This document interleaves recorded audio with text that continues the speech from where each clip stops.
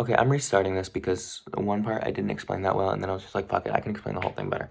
I can also get a better angle now that I'm here. You know what, I need a better chair for a better angle so that you can like see. Yeah, wait. But basically this is Be Honest to Yourself.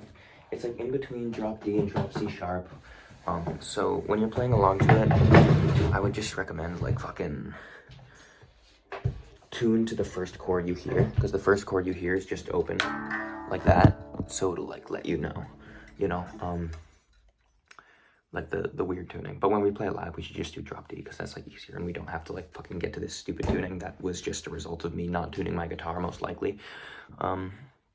Anyway, it starts with just this.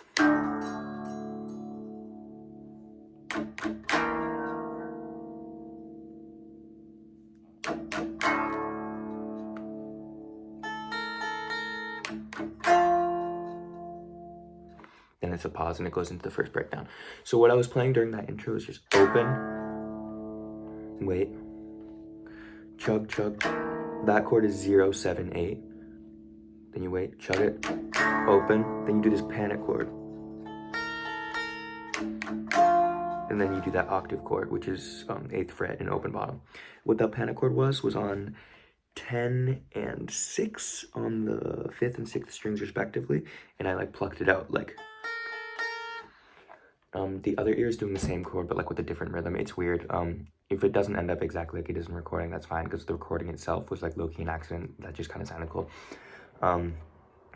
But yeah, that octave chord again, 0, 8, skip, 10. So I'm just gonna call it an 8th fret octave chord because it's 8 on the bottom, but it's still like 10 right there, you know. But yeah, and well, open on the all the way bottom, but you know what I mean.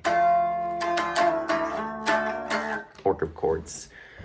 So yeah, then there's the pause before the breakdown, and it goes into this chug riff that's like this.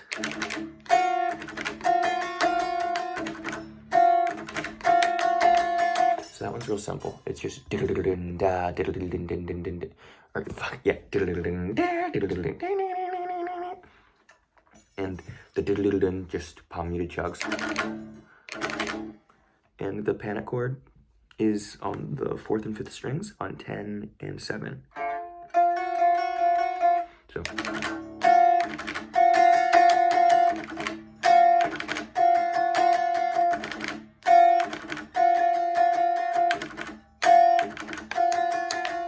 and then you just go into a 2-stepified version of that riff. So you don't change your fingering at all.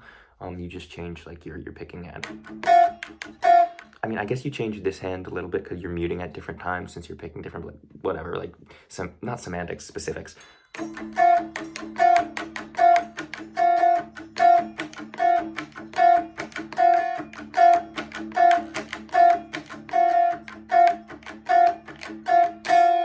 And it ends like that. Boop, boop, ba, boop, ba. And then you wait a little bit. On the recording, I wait like a specific amount of time because it's a recording, but like live, we can just let that ring in however long you want because you are the next person that comes in, the right guitar. And the next riff that you come in with is a weird riff. It's this.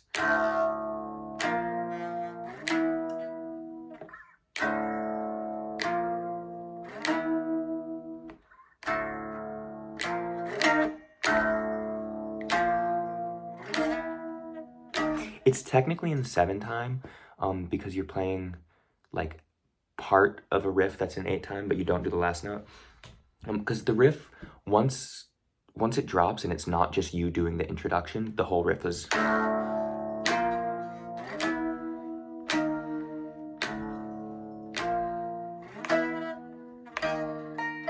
But before that, it's just everyone's waiting, the guitars are feedbacking, and you come in with that weird riff in like 7 times. And it's 0, 8, 14, a quick pause for a beat, then 0, 8, 14, quick pause for a beat, 0, 8, 13, drop, you know? And when I say quick pause for a beat, I mean each of these is worth 2, like 1, 2, 1, 2, 1, 2, 1, 1, 2, 1, 2, 1, 2, 1, 1, 2, 1, 2, ba. bah, da, and on the last da, that's when the drums and vocals come back in, like on the, and then it goes bah, and like drops. And so when it drops, it goes to the main riff, which is not main. It goes to the riff that's you'll 8, so just open, 8, 14, 13, open, 8, 14, 13, and then this thing. That's a little tritone on the 4th and 3rd strings on 15 and 14. Yeah.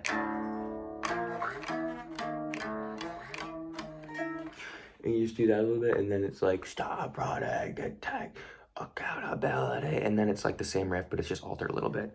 You just chug it out, and instead of going, you go, you know, so you pluck it out together instead of you go. So it's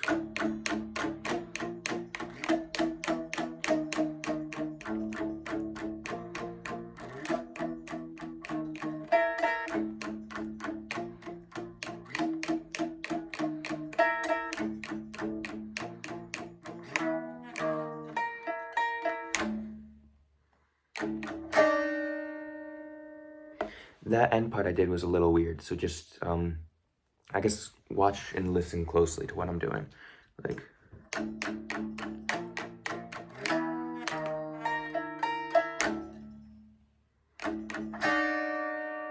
That last panic chord is on 7 and 4 on the 4th and 5th strings.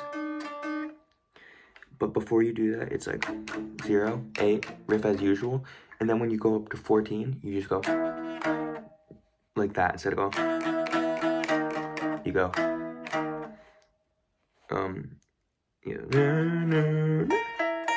You do that little, and then little chug, and then bum bum bum. It's a really weird rhythm. I'm pretty sure I improvised it when I recorded it, but if you listen to the stems, it'll like show you exactly what is being played there. And again, I'll play through it one more time so it makes sense. If you don't get this exactly, like we honestly don't even need to do this live, and you can just like leave it like as like a normal riff, and we can just figure something out, you know?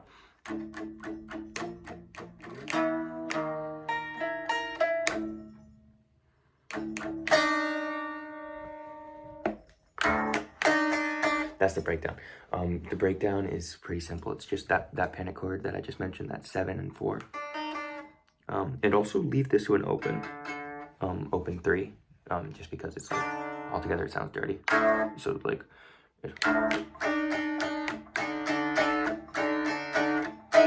you like slide it up like that on the breakdown. And also I think this goes without saying, but the first note of the breakdown is just a power chord. So it's not like a panic chord, it's like.